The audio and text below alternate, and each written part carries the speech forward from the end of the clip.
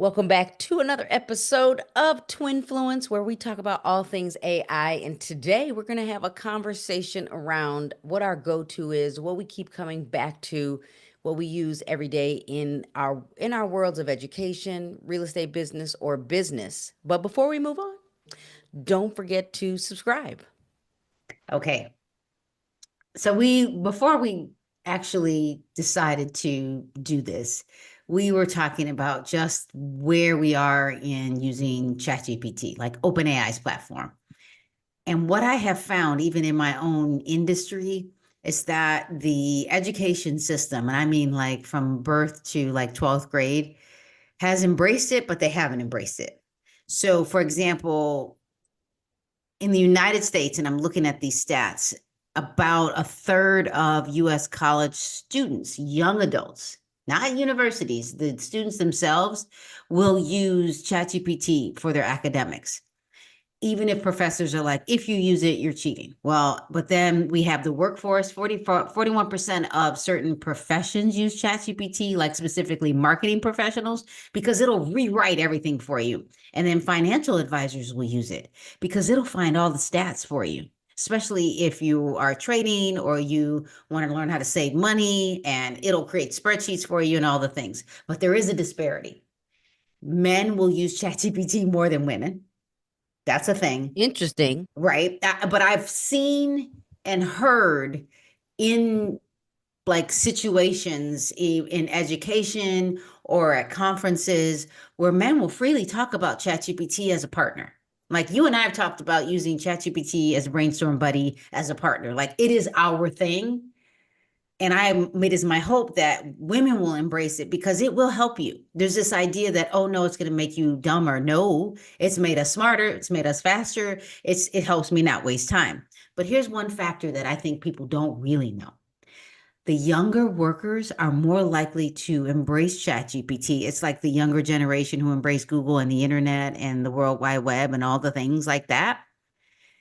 But for every age that somebody is older, it's about a 0.7% disparity, meaning the older you are, the less likely you are to use it.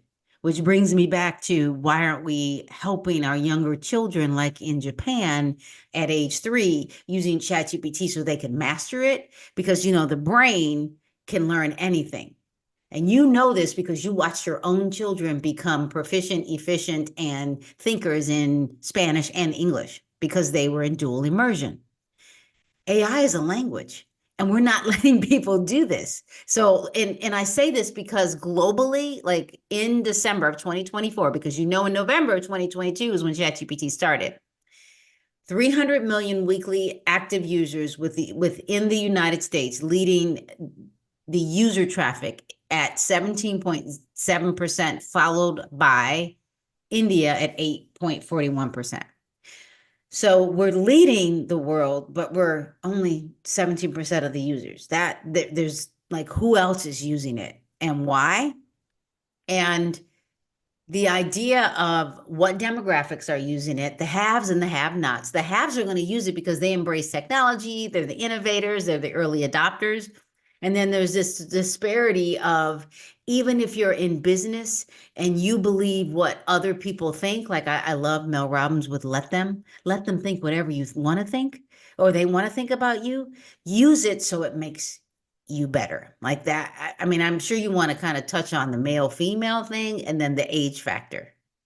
So I'll just let you just think Well, about that. we could literally, that could be a whole nother discussion. But here's what's interesting when you started to talk about it. It reminded me of a conversation I had yesterday with in the real estate space, we have different buckets, right? We've got title companies, we've got lenders, we've got attorneys, we've got real estate agents, we've got transaction managers, we've got administrative assistants, we've got the multiple listing service, we got the local association, we got the state association, we got the national association, we've got it all.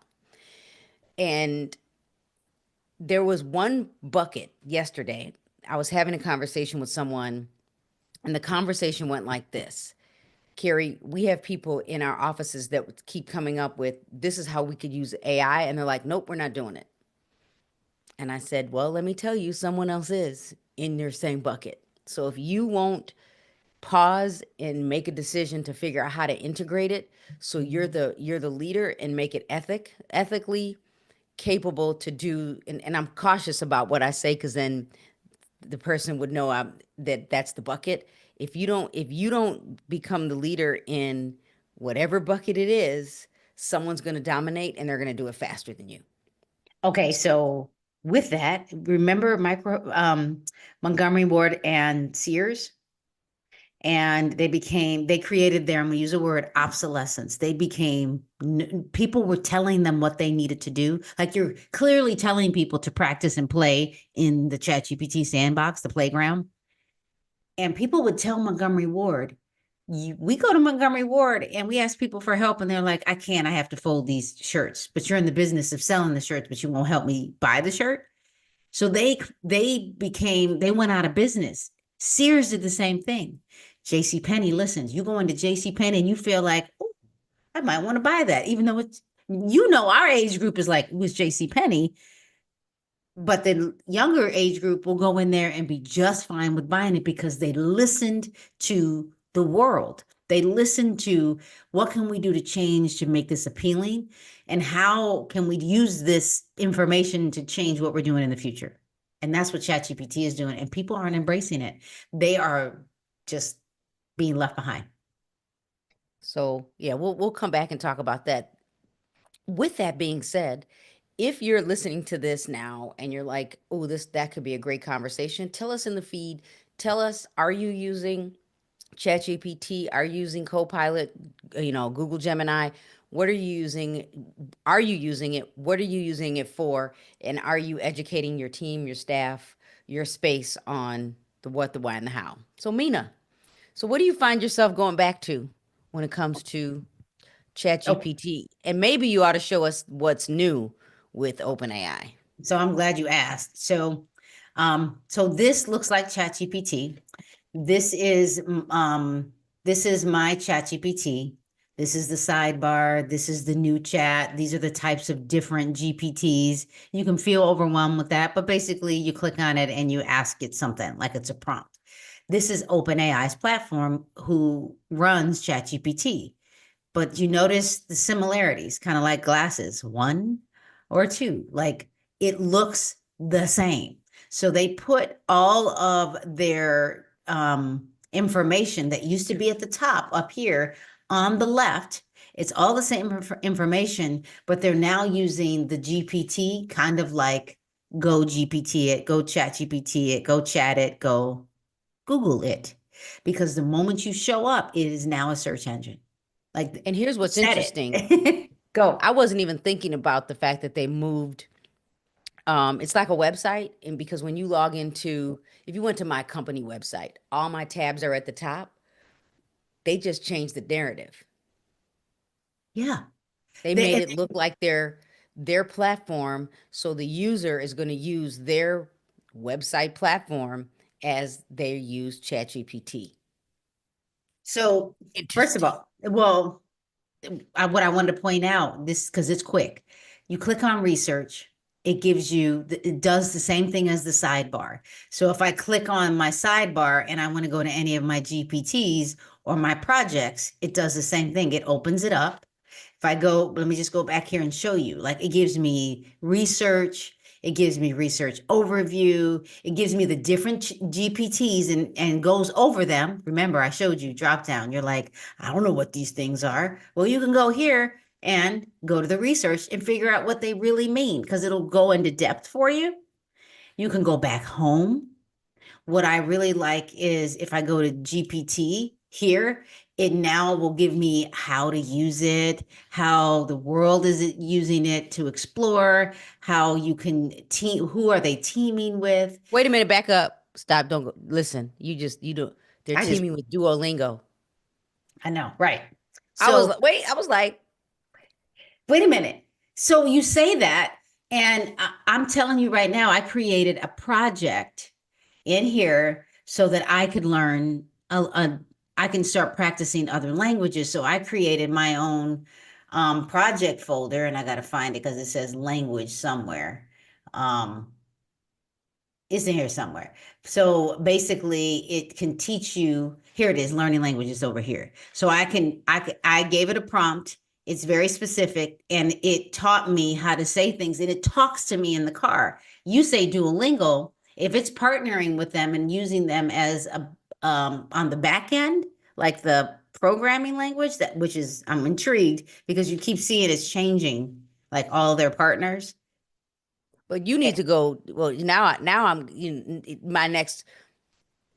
I'm going to go figure Uh-huh. this out and make it a. I'm going to go make the project. I'm going to go look up Duolingo, how they're partnering with ChatGPT, because even yesterday I was at a wedding and they had two officiants. One spoke in English, one spoke in all Spanish, and I literally understood the entire ceremony in Spanish because I've been using it every single day and completing an entire lesson.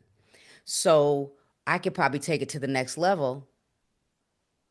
And talk to ChatGPT. Like in the car, it'll slow down for me, teach me the sounds of the alphabet of this language, things like that. I was like, so okay, so we don't get caught in that.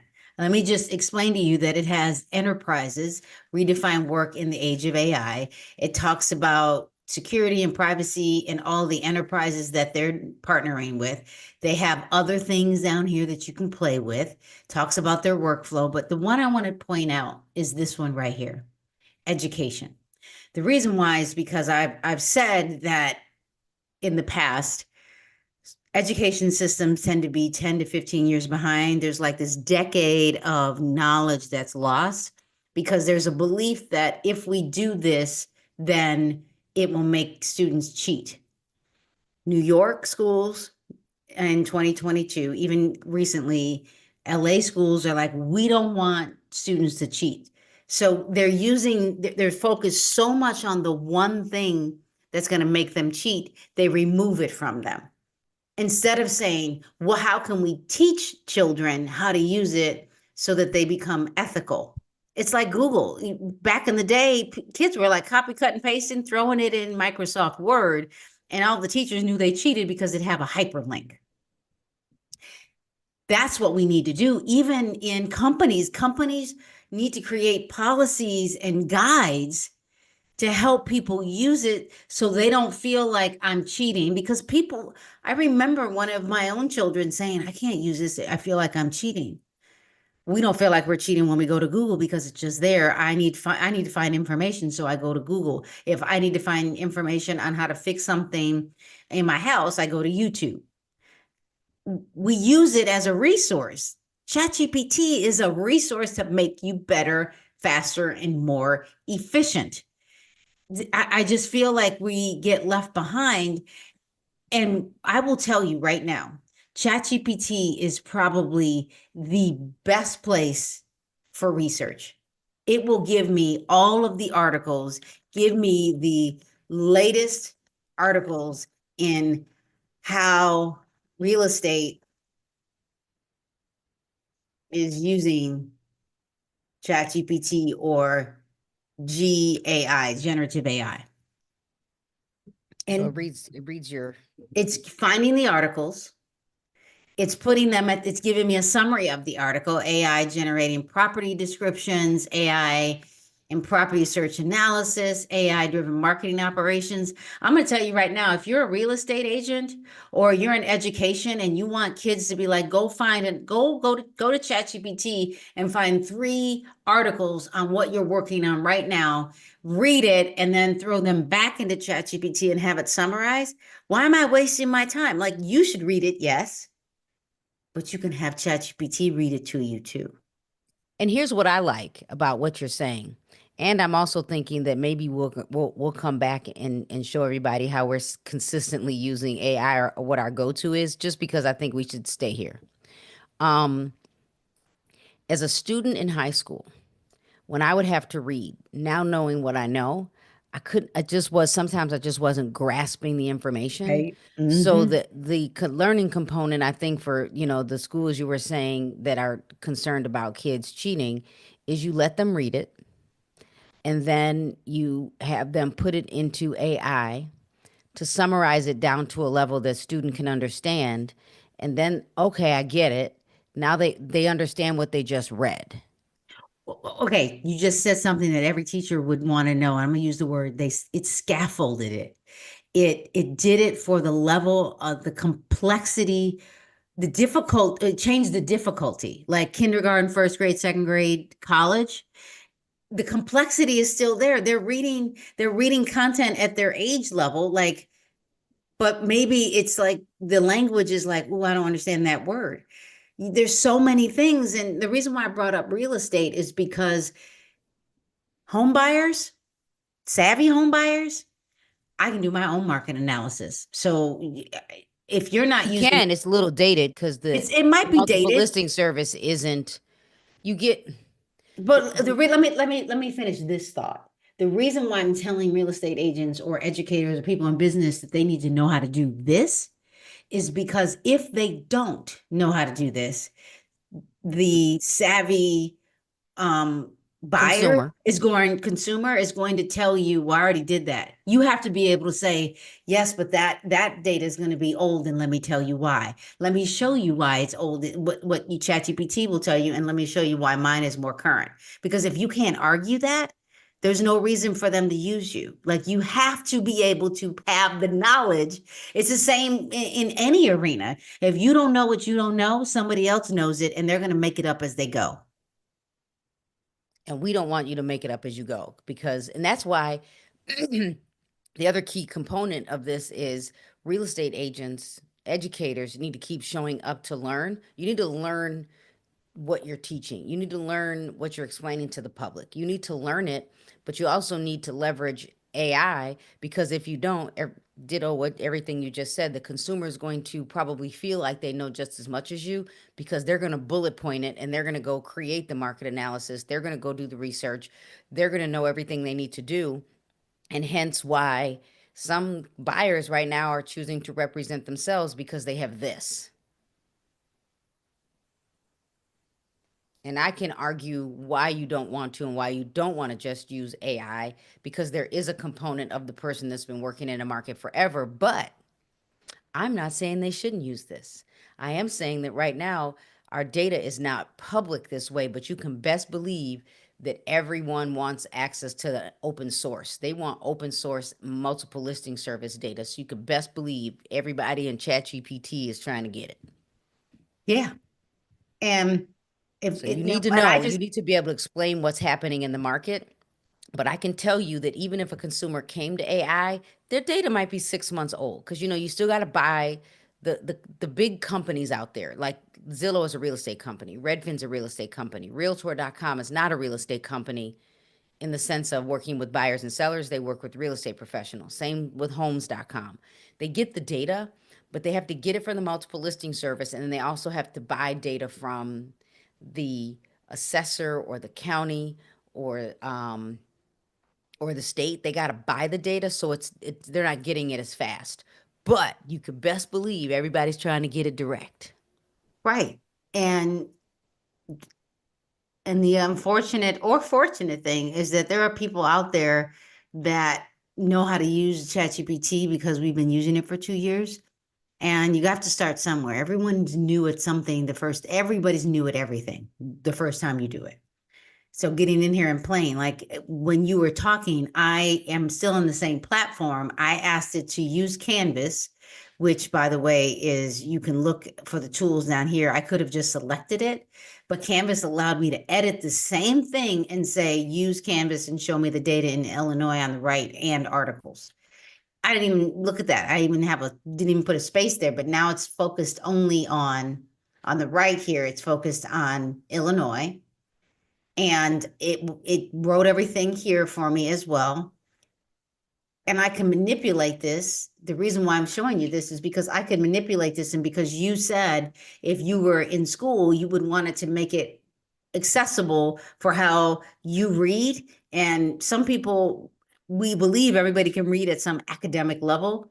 Most newspapers I and need news it down to a fifth grade level every time. but most of them are between fourth and sixth grade level anyway. And Shakespeare is, it's abstract and all those things. It's like, I don't understand that. Oh, no one's reading back in that era anymore. Even though the information might be good information, you can take this and say, I can adjust this by reading level, like graduate school, kindergarten, like that. Yeah, let's That's go to what, kindergarten. like middle school. So, and the thing is that people think that, oh, I don't need to read it at a kindergarten level. Well, if you want to read something about real estate, and even today, if I wanted to buy a house, I feel lost. Well, wait a minute, Don't but forget wait. that. And what's interesting is that because even like right now, I'm working with a couple of clients, and I'm like, I have, I teach the agents, but sometimes when you're actually working with the public, you have to realize they don't think the way we think. They're not doing it every day. So you do have to come, it could be kindergarten, but the other thing is I don't know if that's editing that or changing it. Oh, it did it in kindergarten level, is what you just showed an agent that wants to give back to their community. The agent that wants to go and do a talk with the kids because their kid is in kindergarten and they're doing the come talk about what you do for a living. This is the talk to the kids. This is the volunteer effort at the elementary school, the middle school, the high school, the college. You can you could write a You can little go kids to, book. oh my gosh, elementary teachers, middle and high school teachers want you to come in and talk about the history of real estate. History teachers, you go in and and especially if they're doing a unit on inequities and things like that, which is probably a swear word around the country at this point. But the point is that you can integrate where we were and how where we are today, and why it's important to buy immediately when you graduate from high school, if you save your money now, and how you can actually buy right away if you were working all the way through high school and you have, a few grand in your bank account. It tells you like all of these things. And this may, even though I'm reading this is almost like how I would explain it to kindergartners, because I'm going to tell you, not all kindergartners could read this and understand it. It's not necessarily reading it. It's not kindergartners reading it and understanding. There's a difference. It's putting it at a kindergarten level for you to understand, because kindergartners don't read like they don't unless they have a parent that's in real estate or something and they talk about it all the time. That's not their wheelhouse. Because if a kid has a parent that has a background in bio, because I remember my professor, for example, her she and her husband were both bio teachers, both my professors, and they had a daughter in kindergarten with my oldest son. And she could tell me all about the different types of spiders. She could list them, but she didn't know what she was talking about, but she still had academic knowledge because her parents would talk to her about it. So the point is that you use this to help you explain it to others. It doesn't mean that somebody else could read it and still understand it. Use it to help you help others, because because it's new knowledge. Okay. I almost think that's a great way to end. Why not? Because dang, like it's a whole lot. So thanks for joining us for another episode of Twinfluence. Take a second and subscribe right now. Invite a friend to the next live event. I'm Carrie Little. I am a broker owner in Illinois and Florida for Caremark Realty Group. You can find me on Instagram, TikTok, Facebook, even X. I am Carrie Joe Little everywhere. And I am Dr. Mina. And if you want to follow me, go to YouTube at MJ Blasey, everywhere else, Mina J. Blasey. And remember to comment, because when you let us know what you're doing with artificial intelligence, then we know how to respond.